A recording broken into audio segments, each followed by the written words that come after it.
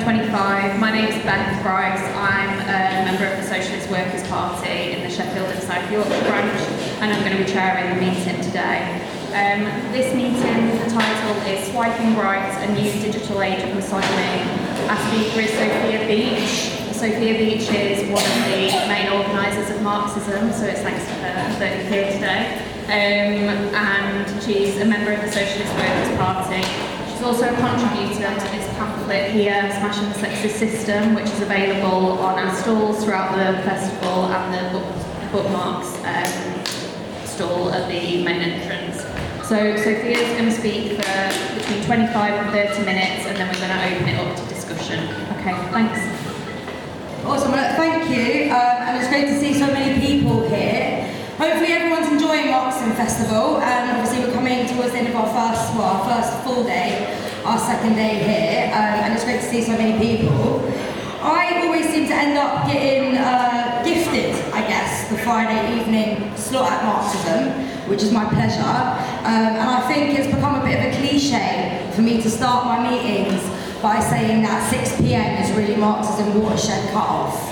But this meeting, I really mean it. So this meeting comes with a content warning, firstly because of the graphic content which I'm going to be discussing about online sexism, but also in my delivery, because to be honest, talking about this stuff makes me really fucking angry. So if there are any children in the room, please cover your ears, and hopefully we'll be able to get into it. I just firstly want to start by saying that we are living in shocking times. You can wake up every single day, look at the news, and your jaw can drop to the floor. Sometimes they're good shocks, like yesterday. Whether it be, the albeit long-awaited shock of finally maybe a new left-wing party being announced here in Britain, good. You could also experience the shock if you're Keir Starmer, of him shocking himself when he said something racist in a speech that he has neither read or written. We also live in a depressing time when it comes to the shocking fact that really here in Britain, musicians like Bob Dylan and Kneecap face more scrutiny than genocidal murderers who are in Parliament. There are lots of things that could shock us under capitalism and in the 21st century. It's shocking that Nigel Farage could conceivably be the next Prime Minister. But when it comes to talking about women's oppression and sexism in society, every single conversation, every article, every book that I read shocks me at the extent of sexism in society, the violence that women experience every single day, and the depths and how much sexism runs through our society. Every single day, horrible men with far too much money find more and more ways to oppress women. And particularly, this is taking quite a unique form, I think, online. On the online spaces, whether it be on TikTok, social media, and so on.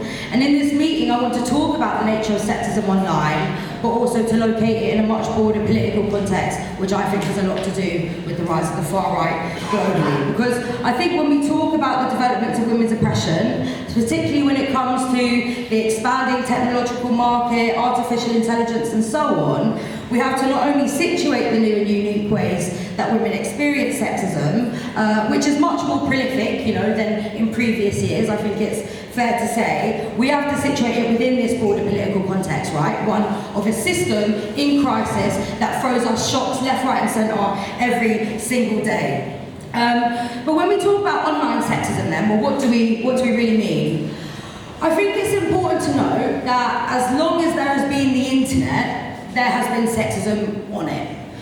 This isn't something that has just come about since yesterday. There have always been sexist blogs, violent videos, pictures used to oppress or to torment or to stalk women online. But if you look throughout the last few years, you can point to a number of different shifts and examples. I also think we have to say that not only has there always been sexism online, but also every time women have fought for their rights, every time women have stood up and said they won't put up with a sexist system, there has been pushback from people at the top of society. And this is an important thing for us to remember when it comes to the context of this meeting. 2 years ago, I did a meeting at Marxism Festival talking about Andrew Tate and incel ideology, which was then a massive thing when it comes to talking about online sexism. You know, Andrew Tate, a man who no one really knew before 2016. He was on Big Brother and was like a mediocre, if that, MMA fighter. How does Andrew Tate come to fame? Really, it's by posting diatribes online against the Me Too movement. You see this thing where women fight back, you get men who push back. But obviously, Andrew Tate became a household name a few years ago.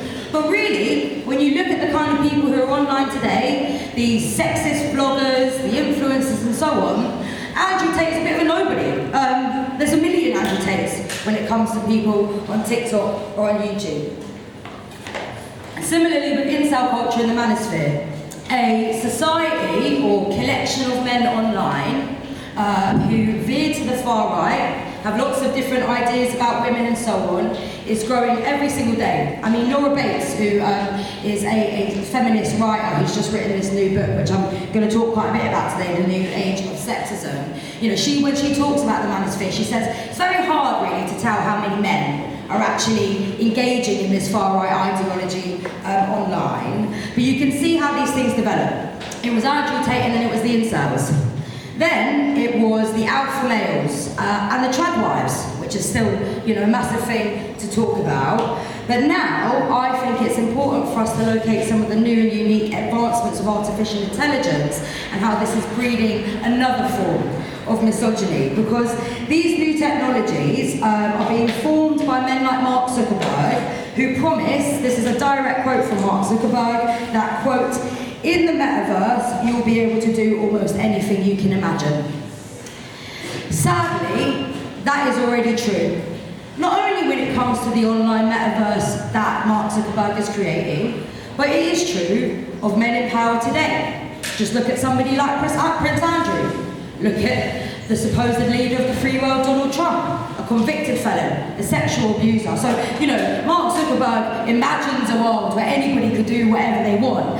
Really, that is the world for a very small minority of people that we live in today. And when you think about the advancement of sexism and the technology online, yes, there are still the Andrew Tates, yes, there are the trad wives and the alphas and the incels, but now we also have cyber brothels and we have AI companions. And when Laura Bates really goes through this book, it's quite shocking the content that she discovers by spending years on the so-called manosphere. Really what I want to talk about then in this meeting is how we can locate these new technological advancements within the roots of society. We are able, or these technologies are being developed because we live in a system where sexism is baked into it. It is a feature of every single person's lives, every day under capitalism, whether you're online or at work or at school or in the streets. But this is a company, the sort of sex tech industry, that is growing at an exponential rate and making billions of dollars. So look, I just want to start with some examples really of it, because people may or may not be aware of the extent of what is happening online. Firstly, there's a website called Chubb AI. This is a website where users can chat with bots and role-play violent and illegal acts for as little as $5 a month. And really people can do whatever they want. Users can access a so-called brothel, which is staffed by girls below the age of 15, described on the site as, again, a direct quote, a world without feminism. On this site, they can chat with a range of characters, including Olivia, a 13-year-old girl with pigtails wearing a hospital gown, or Reiko, who, quote, is your clumsy older sister, who is described as constantly having sexual accidents with her younger brother. I mean, look, these are real quotes from a website that you can pay $5 a month to access. And look, it's quite telling, right? It's surprising that there's not the flip side to these sorts of AI characters. There aren't AI male bots that do the dishes at home, or characters like Brad, you know, the clumsy nephew who has sexual accidents with his auntie. You know, these things don't exist. It's really quite one-sided. You have the phenomena of deepfakes, particularly deepfake pornography. These are images that are used to terrorise. In the first half of 2025, more deepfake pornographic images have been produced than the last few years combined. Why? Because it is so easy. There is a website called Cloth Off, which has been used throughout schools across the world, used in workplaces, where any person could take an image of yourself from your Facebook, from your Instagram, from your phone camera, they can upload it onto a website, and immediately your clothes are off. And it's pretty, it's pretty convincing. And these images are absolutely everywhere, all over the media, all over the internet, which is incredibly distressing. It's ruined millions of women's lives. You then have what I think is one of the most bizarre elements of the sex tech market, which are the sex robots. They're wild. You can get sex robots that have all sorts of features. You can have a sex robot that has a self-warming feature, which is obviously one way of addressing the cost of living crisis when people can't afford to heat their homes. You can get a sex robot that is self-lubricating, which is probably for the better, because the kind of people who are buying these robots probably wouldn't even know when to start when it comes to getting a person wet. And for the men that care less about pillow talk, you can buy an extension that just simply has a sucking option on your sex robots. I mean, these things are absolutely disgusting, and I think, look, on a more serious note, the developers of these sex robots are dreaming up a so-called setting called the frigid setting. I don't think I have to explain in this meeting what a frigid setting is meant to mean on a sex robot. But this is an industry that is worth was worth $509 million in 2024, and is projected to triple in the next 5 years.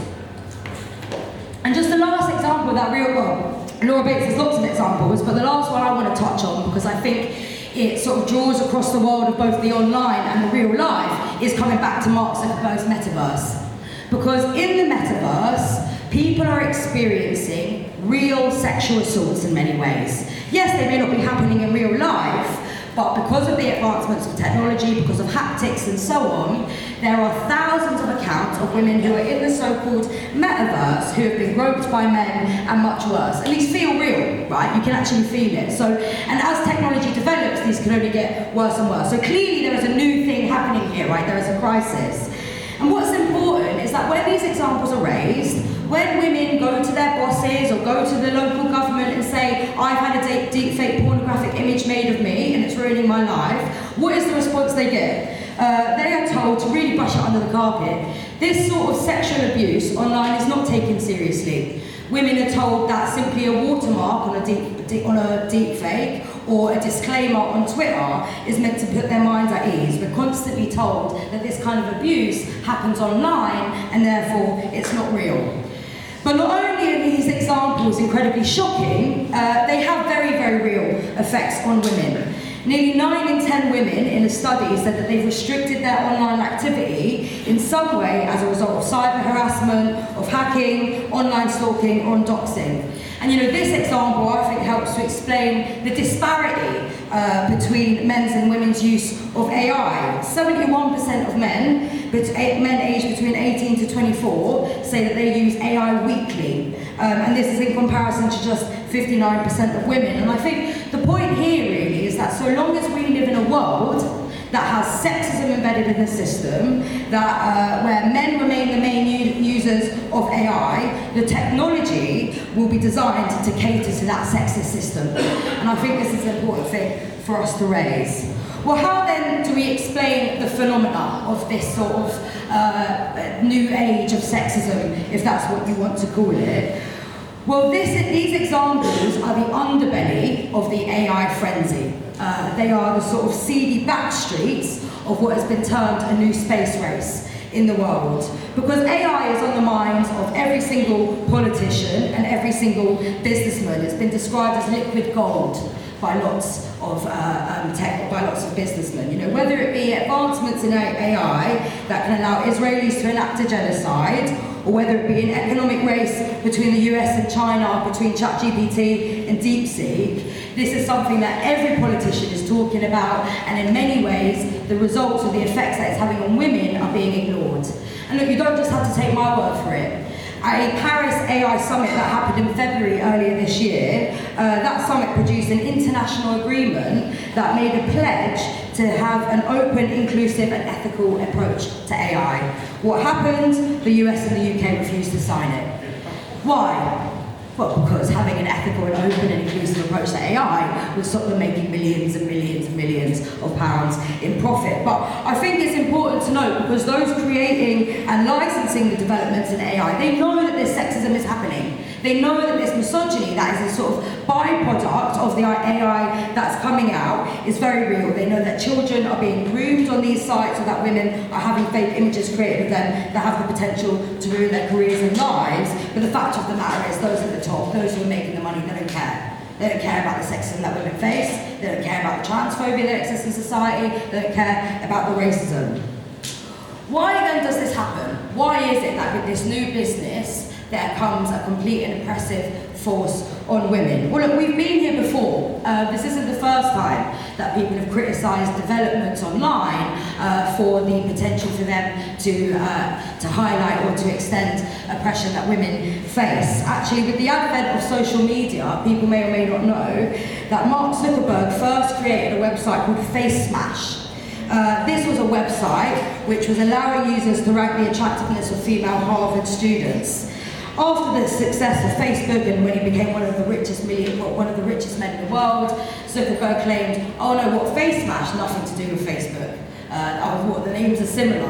Well, look, obviously everybody knows that really Face Smash, this sexist, horrible platform, was the birth of what is now Facebook, one of the most successful companies in the world. When Mark Zuckerberg was first sort of starting out on his journey on social media, he had a mantra, which was move fast and break things.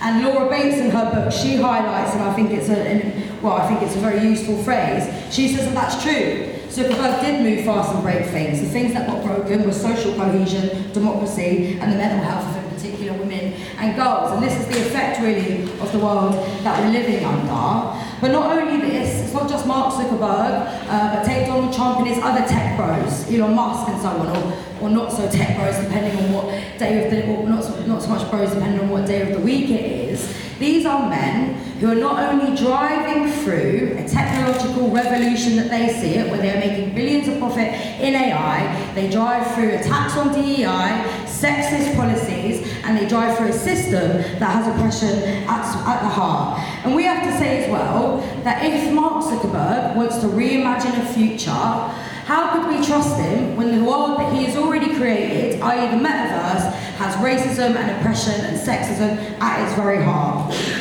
And really, like I said, the simple answer as to why this happens is that it makes a hell of a lot of money. The sex industry makes a lot of money for the ruling class and the capitalists, just as the cosmetics industry does as well. But what we have to say is that it's not these industries, it is not the technology that creates the ideas about women, that creates sexism, but rather these industries exist under capitalism because capitalism is a sexist system. Sexism is hardwired into the system that we live under. I mean, if you think about the world we live in, men and women could walk down the exact same street and have entirely different experiences. Why? It's not because of our psyche, it's not because of differences in biology, it is because of the material structures of our society that shape our lived experiences. So then, how is it that it is capitalism, the economic system that we live under, that is the reason why there is sexism online, why there are AI bots that can pretend to be your girlfriend and you can manipulate their breast size to all other sorts of features? It is because we live in a world that has sexism rooted within it. Men are not born with this natural desire to be violent or to oppress women. Baby boys do not come into this society with an innate superiority complex or toxic masculinity traits. Rather, children are taught gender roles from the very day that they are born, from the way in which we are socialised. Because our society is structured around the nuclear family. We've had a lot of talks already today that touch upon the role of the nuclear family in being the roots of women's oppression. Why? Because it's an incredibly important analysis. We can locate why sexism happens in society. We can locate the beginnings of women's oppression and where it comes from in the world. It is rooted within the structures of the nuclear family. And that the family plays two very important roles under capitalist society. It plays an ideological role and an economic one. So firstly, what is the economic role of the family today? Lots of people will know this. The unpaid domestic labour that women do within the home saves the state trillions of pounds every single year. Your average woman spends 4.5 hours each day performing unpaid domestic labour. And the system needs this, not only because it saves them money, but because capitalism doesn't need every single child out ploughing the field or on the factory floor in order for the system to reproduce itself. Rather, capitalism needs children to be educated, to be socialised, and to be healthy, to produce the next layer of workers. And women do all of this work, by and large, within the unit of the nuclear family for free. But look, there's a flip side as well of the family, because the family also acts as a unit of consumption, an atomised unit under capitalism. You know, every single house needs a radio, TV licence. Every woman needs like a washing machine or a dishwasher and so on. So not only does the family unit save capitalism, trillions of dollars every single year in the unpaid labour that women do, it also makes capitalism a hell of a lot of money because people are atomised in this way. So in lots of ways, the family is like the holy grail under capitalism, right? Something that could save you and make you profits. Why, of course, the capitalists want to save this institution. But as well, the family plays a very ideological role because it is within the family where ideas are first taught to us, where our gender roles are laid out. Women are told that they have to be mothers, to be caring, that they naturally want to look after all of their family members, to make the dinner, make the tea, and put it on the table. And this ideological role that starts within the family seeps outwards. It affects every single person in society. You don't have to live in a nuclear family unit to be influenced by the gender roles that stem from the structures of the nuclear family.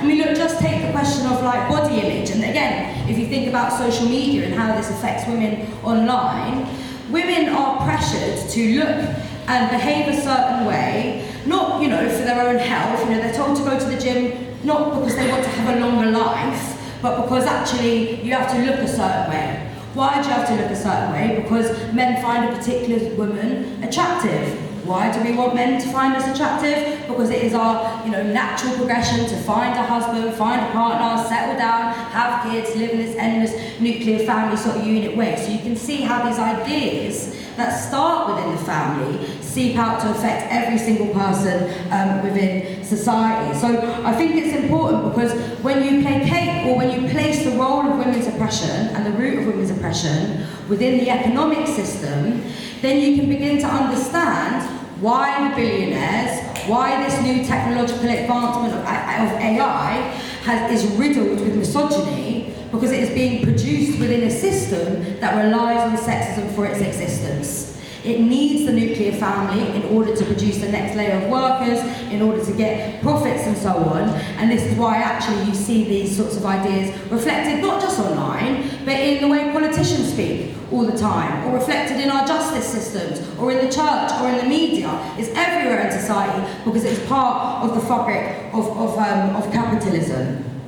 And look, the real thing to say though is that when you think about some of the shocking examples online, it can feel a little bit depressing. And what we have to say is that whilst the sexism or the roots of sexism are not new, it's not as though this is a new phenomenon that's happening online, we do have to note that look, sexism is not also unchanging. The role of the family, or the way in which the family has been pushed throughout society has changed. The ideas that we have about women have changed, but more importantly, sexism is not an eternal thing either. There was a time, for the majority of human history, where gender roles, where sexism didn't exist. And this is a positive thing, because we can finally get to that kind of world again. But to come back to the question then that Laura Bates touches on in her book, about this so-called new AI or form of misogyny, why is it so prolific? Why now are we seeing so much violence, such a visceral form of sexism online? Because it is true to say that, you know, the extent that deepfakes are affecting people's lives, the fact that literally within seconds you could create an image of a woman that could torment her for lives, this is something that I feel is new and feels right in our face every single day. This is because I think we're living in a system that, yes, has women's oppression embedded within it, but that system is in crisis.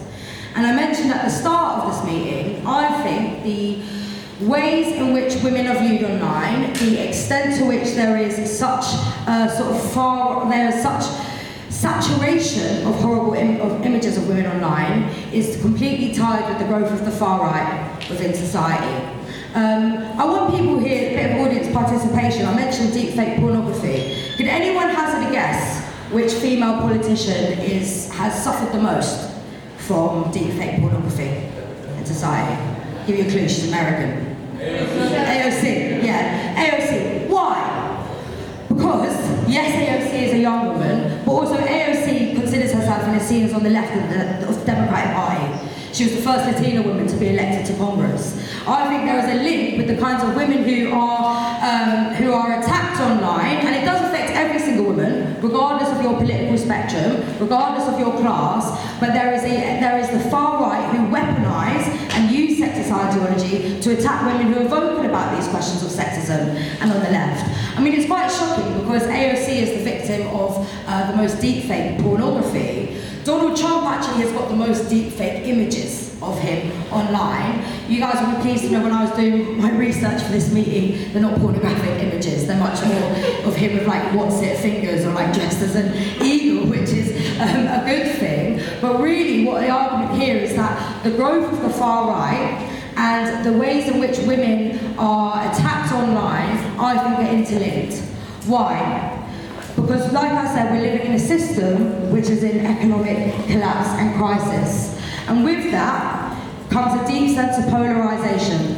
When you talk about the attractiveness of people like Andrew Tate, he is able to attract a whole layer of young men because he takes the anger, the alienation, the loneliness that they feel in society, and he gives them a response or an answer to their problems. He tells you, you're angry, you're lonely. Why? Not because of capitalism, not because the economic system has robbed you of your future, but because you can't get a girlfriend, because of women. You know, this is the tactic of the far right, to see a world in crisis, to see polarisation, and to scapegoat people. And I think it's important because when you look at the questions on the far right online, it's not just sexism. The far right utilise online platforms all the time. Just take the riots last summer, right, and the conspiracy theories that were pushed out on Twitter, again, a platform owned by Elon Musk, a horrible right-wing sexist thug. So I think the ways in which you can interlink the rise of the far right with an increase on women's oppression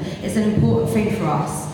That is not to say that it is the fault of the far right, again, that sexism exists online. No, the far right take a system like capitalism that has women's oppression in the heart of it and runs in order to divide working class people and in order to get people to attack one another and to not point the fingers at the bosses. And look, I think it's important as well to say that this isn't just an issue of men.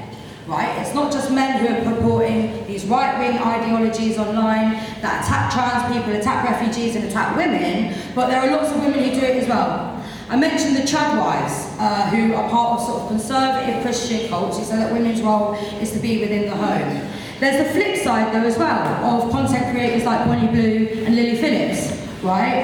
Content creators that I think really are examples of how capitalism and the drive to accumulation reinforces sexist ideas time and time again. If you think about the extremities of the sexist world that we live under, no longer is it not just enough to have sex on camera to be a famous sex worker. You have to sleep with 1,000 men in 24 hours. You know, these are the kind of images and the society in which we're living in. And the women are pitted against each other. This is complete capitalist accumulation and competition. And look, I mean, I don't know if anyone saw, but Andrew Tate and Bonnie Blue were on a podcast just last week. And despite them both spouting the same idea that women's role is to be in the home or to be subservient to men, what does Andrew Tate say? He says that someone like Bonnie Blue, this online content creator, is what the logical conclusion of feminism is. Right? Give women rights and then end up doing these sorts of things online. So of course we have to fight against these.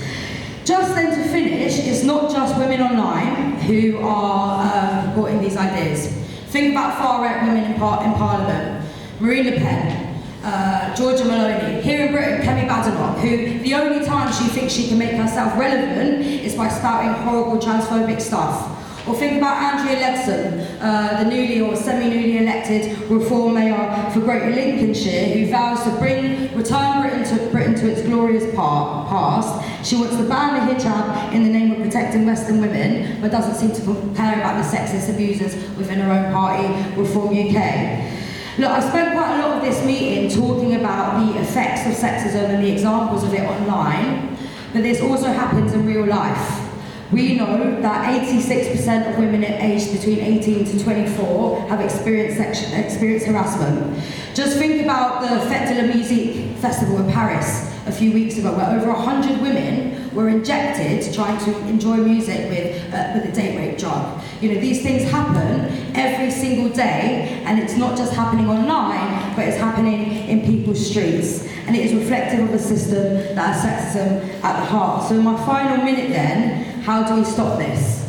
Look, we have to say that we will fight against every single instance of sexism, whether it be online, on Twitter, on the metaverse, at work, or in the streets. But also, we have to say that we have to rail against a system that is what produces these ideas in the first place. Because look, I'm not against the advancements of AI or the advancements of technology. I want more advancements, but I want ordinary people to be running it, not billionaires and sexists like Mark Zuckerberg and Elon Musk. These people are responsible and protect a system that has oppression right at its heart. And I think there is a mood for people to rail against that system. Because it's not the case that all men are just simply sat in their rooms spouting sexist shit online. Actually, look at the makeup of this festival. Look at the men who came out in support of trans rights in this country. Look at the Palestine demos of people who are connecting the dots of a system that has war, imperialism, economic inequality right at its heart. So therefore, we have to say that when we talk about reimagining a world, we cannot leave it up to the wankers in Silicon Valley, like Mark Zuckerberg. We know the kind of world that they want to imagine. We want to imagine a world where governments don't enact a genocide, a world where trans women are women, a world where refugees aren't fleeing from war and being treated as subhuman. We can imagine a world where women and girls can engage in everyday normal acts online and in real life and not have to experience systematic oppression. It is the system that drives these things, and the examples online both reflect and reinforce a sexist system at the heart of it. And look, I can imagine that world. I think that's the world that we can win, but where do we fight it? Not online, but in the streets. To be honest, we need more class fighters rather than keyboard warriors if we want to take on the system when it comes to actually fighting for not just a world free of sexism, but a world free of all forms of oppression. Because yes, we want to take on the tech bros, yes, we want to fight the sexists like Donald Trump in Parliament, but ultimately we have to root their ideas within a system that produces oppression to divide the working class. That's the system we've got to tear down, but I think of course we can do it. Before I bring Sophia back in, there's just a few announcements. So these are some books that are relevant to this meeting. So we've got Marxism and Women's Liberation by Judith Orr. We've got The New Age of Sexism by Laura Bates, which Sophia referenced in a meeting. And we've also got Pink Pilled, Women in the Far Right by Lois Shearing. All of these are available on the bookmark stall, so amongst a range of other things. A couple of things. The bar is now open till late, so stay. Stay for a drink after we finish here. There's going to be music in the culture tent, so check that out. And tomorrow starts at 10 a.m. There'll be sessions at a different venue that's about like a 7-8 minute walk from here. So there's a map on the back of your timetable. And finally, at the back of the room where we do finish today, there'll be people with these red forms. So if you're not already a member, please consider joining us. You can grab one of these forms at the desk and speak to anyone. Thanks. So Sophia will come back in for 10 minutes. Great, well, amazing and fantastic discussion. Wide-ranging, not only from the countries that people have come to, but also, the contributions.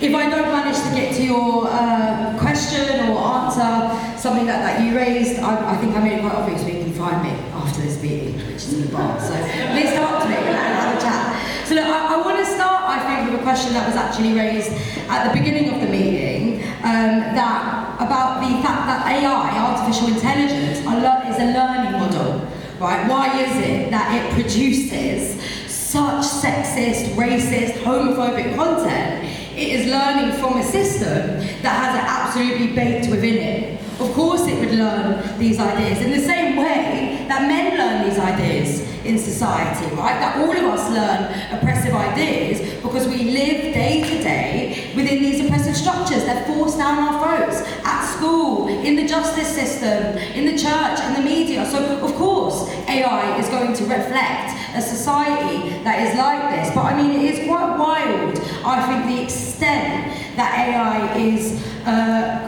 breaching the truth in many ways. I think everybody has, like, I think maybe an older member in their family, like a granddad or an uncle or something, who like sends you a video on WhatsApp and he's like, did you see this? And like, no one really has the heart to say like, that is obviously fake. Like, but I think it's quite an important thing because it's saturated online. I mean, when I scroll through TikTok, I mean, maybe I'm like exposing myself about how sad my life is, but I'm like it's full of videos of like dogs doing backflips in Olympics and stuff. And I only worked out that it wasn't real when I saw a cat do one, and I was like, okay, doing backflips into a swimming pool. I thought maybe this isn't real. But the thing is that this is absolutely everywhere. And yes, there's the light-hearted stuff, but like I said, there's the deep fake pornography, there are the cyber brothels, there are the AI companions, and as I think I said at the beginning, this sort of underbelly of an AI revolution that is affecting billions of women across the world. But it's not just happening online, because if you look at what's happening in society, there is a battle of ideas going on. And that battle is not finished. You know, it's not determined that the far right, that the sexists, that the racists are going to win, but it is a battle that we have to fight. I mean, just look, I don't know how many times that Glastonbury's been referenced, that Marxism, right? But there is a deep ideological polarisation taking place in Britain. Just look at the response to a set like Bob Vylan's set. It is clear that society is divided down the middle of whether you're on the right side of history or if you're on the wrong side. And it happens not just with the question of Palestine, but over the question of gender as well. Take the debate around trans rights here in Britain. And the reason why I'm talking about this is that the far right, the AI generators, they will manipulate the truth. They use it to spread the bollocks and the backwards ideas that come from people like Keir Starmer, that come from Nigel Farage. And look, if you think about the question of trans rights and there being a battle of ideas, it's wild, isn't it? Because you've got women in America who vote for Donald Trump because they think that his attacks on trans people are going to support women's rights. Meanwhile, this is the same guy that's, you know, taken away their abortion rights. It's the same reason that's a sexual assaulter and so on. And we have to be the ones who argue that the ideology that they support, that they use AI and the internet to try and disseminate amongst people, is what is dividing us. And once they've come for the refugees, once they've come for the trans people, don't get it twisted, they're coming for women next. And that's an important thing when it comes to the far right, because there's a deep battle of ideas happening, and also those myths that are spread by the media and by AI, we see every single day. There was an example in this book that I think is really interesting, because there's an example in British politics of a deep fake, of a voice over. And that came out last year, I think, and it was a voiceover of Sadiq Khan. It was a manipulation of his voice that said that he was going to turn London into Londonistan and was going to, enact Sharia law. This was something, of course, used by the far right, but spread like wildfire. But what happened? The government took it very seriously. There was announcements, it was all over the media and so on, because they saw this as a threat to democracy. But when a female politician has a fake video of her giving a blowjob to somebody that she's never even met before, right? That's not taken seriously as a threat to democracy. It's not taken seriously when women in the public eye have to remove themselves from the political scene. Why? Because we live in a world which is deeply, deeply sexist. So it's important, and I think the point about, spreading myths about migrant men assaulting women is something that we have to take on the left, because it's something that's in the news all the time, right? Like the grooming gang scandals and so on. We have to say that these statistics are bollocks. You're taught as a woman in society that the person you should fear is the stranger lurking in an alleyway, waiting for you to go home. Sometimes there is a stranger lurking in an alleyway waiting for you to go home. But the most dangerous place for women in society the place where women experience the most sexual harassment, is not from men that they don't know, it's from people within the home. It's from the men in your university halls. It's from the people that you go to work with.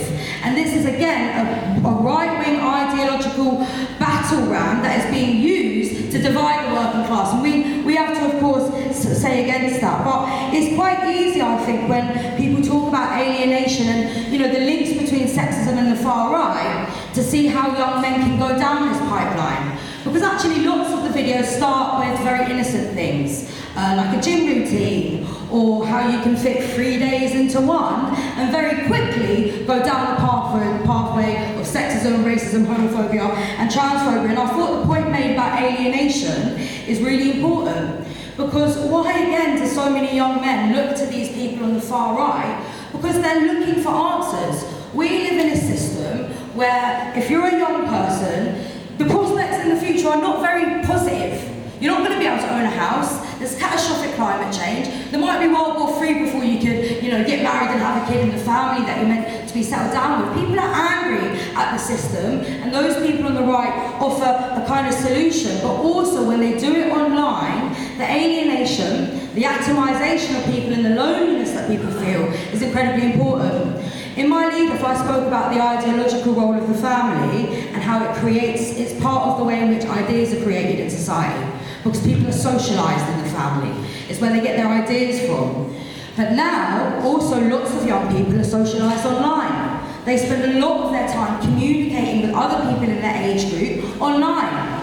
They think they're socialising, but they're doing this alone, at home, and online discussions often go unmediated and unchallenged in a way that they wouldn't do in real life. And this kind of socialisation that happens in a solitary way, of course, makes people feel more alienated, more lonely, but also it warps the kind of relationships that people have with one another. Because if you could say whatever you like on a chat room, why couldn't you say it in real life? So you can see how really these conversations online then happen to completely exacerbate the violence that people have spoken about, or the very real sexism that women experience in society. And I think it's a reason why a TV show like Adolescence was so popular.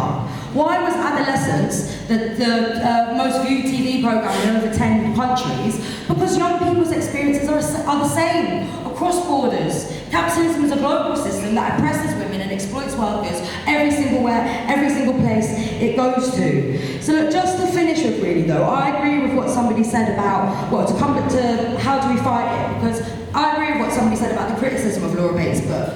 The book is fascinating for the content, but I think we have to say we want much more than just moderators. Or in the same way when people talk about, struggles of the 70s, 80s, 90s of reclaiming the streets, of course we want lighting in our parks, or we want, more waters and so on, but actually we want much more than that. This is just a very basic thing. I think we have to fight to say that this is not about making tweaks at the top. You can't tinker on the edge of a system that has sexism rooted within it. You have to absolutely uproot it. And look, this argument isn't automatic, because some of the examples I made at the beginning, you read that and you think, men are pigs, they're trash. Look at how prolific it is. We have to be the ones to say that that is not the real divide that exists in society. The real divide that exists is not between men and women, but between the working class and the ruling class.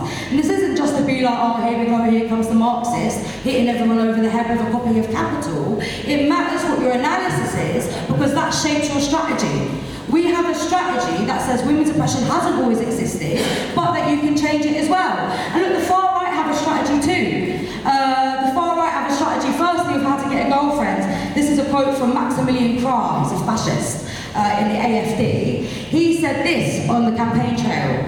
Maximilian Krah said, 1 in 3 young men in Germany have never had a girlfriend. Are you one of them? He says, don't watch porn, don't vote green, go outside into the fresh air. Ironic, because he's saying this to people who are watching you on TikTok online inside, right? Be confident, and above all, don't believe you need to be nice and soft. Real men stand on the far right, real men are patriots. That's the way to find a girlfriend. Not sure if anyone's put that to the test, right? That's a light-hearted thing. Yes, the far right think they've got a strategy to get you a girlfriend. The far right also have a strategy to get into power. They have a strategy to deport migrants, to divide people. That means we need a strategy to fight as well. And like I said, that fight is not about a battle of the sexes, as much as the far right, the ruling class, want us to believe it. Actually, it's not a battle of the sexes, it's a fight of ordinary working class people. Last night, at the opening rally, we spoke about having the fight of our lives. From Palestine, to the fight for trans rights, for the fight for economic justice. We are up against a system that can feel like a behemoth. It can feel huge when you think about the sexism online, but there are more of us than them, and our power lies in the streets. People ask, how do you fight? We need more examples like the Indian doctors' strike, where men and women struck against the violence in the workplace. Why? Because it shows that men will come out in support of women's rights, but also you can take strike action over political questions and not just economic ones. This is how we fight to change things, and I have to sum up now, and I've run out of water and I'm thirsty, so I need to get a drink from the bar. But the final thing I have to say then is that, look, people will be asked to join the Socialist Workers' Party. I am so proud and delighted to see the discussion that we had tonight, which was by and large young women in the SWP who are fighting ideologically when it comes to the question of sexism, but also in the streets, in their universities, in the workplace. That's the kind of organisation we want to build, where young women can stand up and can say, this is the oppression I experience, it makes me angry, but what gives me power is by being part of a class that can change the world. If you agree with that, we need more of us in the SWP to actually do it.